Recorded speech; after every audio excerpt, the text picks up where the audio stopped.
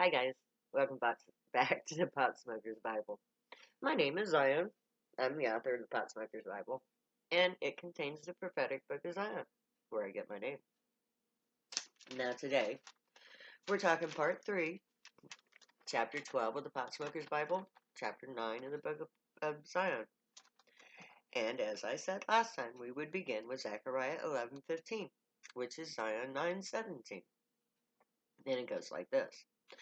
And I am very sore displeased with the heathen that are at ease, for I was but just a little displeased, and they helped forward the affliction. Zechariah explains that the Grey never intended to have a war on drugs. They just wanted us to get into just enough trouble to turn to them, which I did in 1979.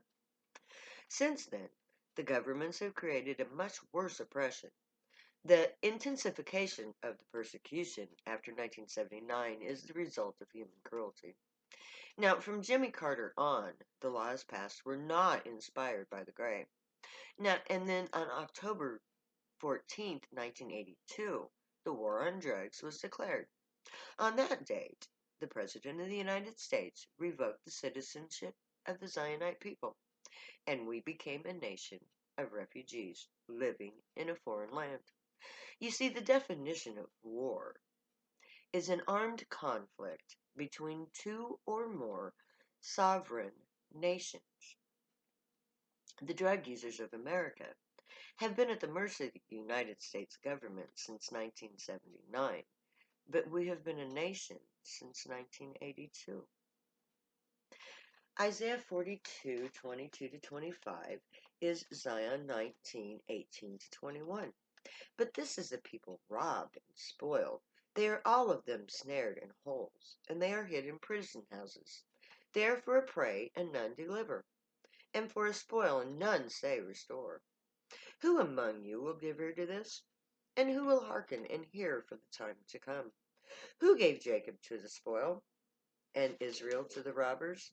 Did not the Lord, he against whom we have sinned? For they would not walk in his ways, neither were they obedient to his laws. Therefore he poured upon him the fury of his anger, and the strength of battle, and it hath set him on fire round about. But he knew it not, and it burned him, yet he laid it not to heart. Now Isaiah 42 tells us just how badly treated my people are. We are robbed, and we are spoiled. We are entrapped, locked away in prison houses. We are hunted because we are their prey. No one tries to defend our rights, as set forth by our Constitution. No one gives us back what was stolen. Isaiah asks us, who will listen to my words? Who will hear the truth? Well, not the Christians. The lawmakers are Christians, at least in public. They all go to church faithfully, but a lot of them are members of secret societies that have intentionally fulfilled the prophecy. They believe that they're safe from judgment, but they're wrong.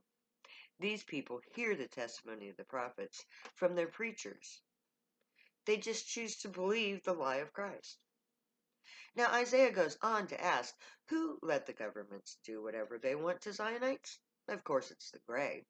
The Gray chose to allow humans to do their worst to my people, so that we could see just how much we need the Gray. It was also to help us see for ourselves how much we as a species needed to grow up and stop hurting each other.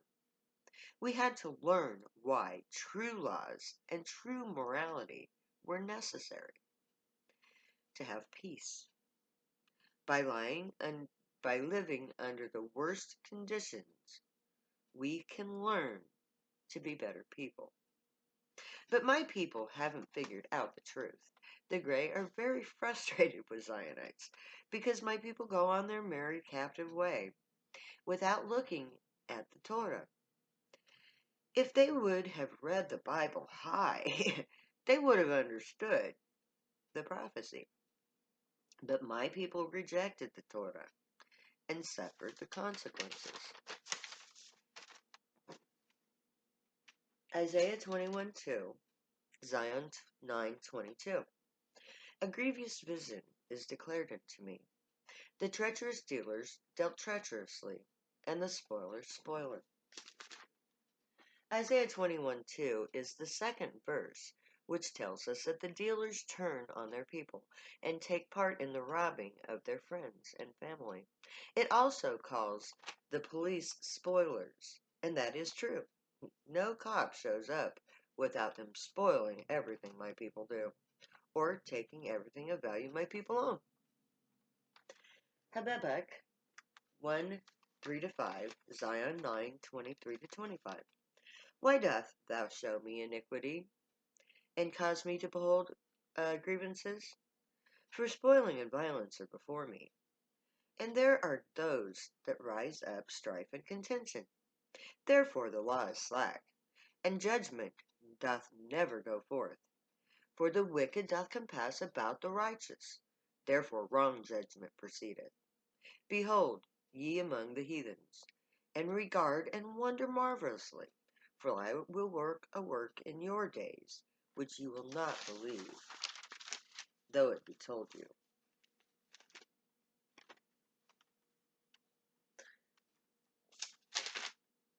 Habakkuk 1:3-5 ends the chapter. It asks why I must watch this sin. Why must there be such suffering? I witness theft and violence, and the narcs that cause so much drama. Well, because our society is an evil place, where money pays for your sins, and the world belongs to those who have it. Money is why the war on drugs remains. We are told that the law, the true law, is gone. There is no justice, judgment, true judgment, can't be found, because the evil laws take away the rights of the accused. No one speaks to defend the rights of my people to exist. We use drugs because it's part of who we are. Drugs were given to us by our God. We have the right to choose to do drugs. It's who we are. No just law can deny a person the right to live based on their choice to evolve into a higher life form. The last verse explains the reaction of all who read or hear my last statement. The people who use marijuana have been led to the plant. The gray left this plant to provide the future priesthood of Zion with the means to activate their alien DNA and evolve into a gray human hybrid, able to function on a telepathic level. It is truly marvelous to the Zionite people that we have become a new species of human. We have been forced to evolve. You laugh at the idea now, but the prophets assure me that all who refuse to believe will very soon cry as they witness the truth of the prophet's words. And so ends chapter 12 of the Potsmoker's Bible and chapter 9 of the Book of Zion. And since we do have a little bit of time here and it's a short chapter, I'm just going to go ahead and do the reading too, okay? So, chapter 9, and the people shall be oppressed. Woe to thee that spoileth, and thou wast not spoiled, and dealeth treacherously, and they deal not treacherously with thee. When thou shalt cease to spoil, thou shalt be spoiled. And when thou shalt make an end to deal treacherously, they shall deal treacherously with thee. And such as do wickedly against the covenant shall he corrupt with flatteries. But the people that do know their God shall be strong and do exploits. And they that understand among the people shall instruct many. Yet they shall fall by the sword, and by flame, and by captivity, and by spoiling many days. Now, when they shall fall, they shall be helped with a little help.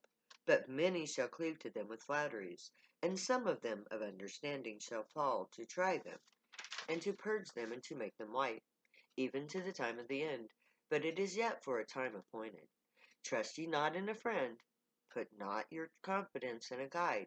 Keep the doors of your mouth shut from her that lieth in your bosom. For the son dishonoureth the father, the daughter riseth up against the mother, the daughter-in-law against her mother-in-law. A man's enemies are the men of his own house. Thou makest us a reproach to our neighbour, a scorn or a derision to them that are round about us. Thou makest us a byword among the heathen, a shaking of the head among the people. And the people shall be oppressed, every one by another, and every one by his neighbour. The child shall behave himself proudly against the ancients, and the base against the honorable. None call for justice, nor any plead for truth. They trust in vanity and speak lies. They conceive mischief and bring forth iniquity. The people of the land have used oppression and exercised robbery, and have vexed the poor and the needy. Yea, they have oppressed the stranger wrongfully. He sitteth in the lurking places of the village. In the secret places doth he murder the innocent. His eyes are privily set against the poor. He lieth in wait secretly, as a lion in his den. He lieth in wait to catch the poor. He doeth catch the poor when he draweth him into his net. They encourage themselves of all evil matters. They commune of making snares privily. They say, who shall see them?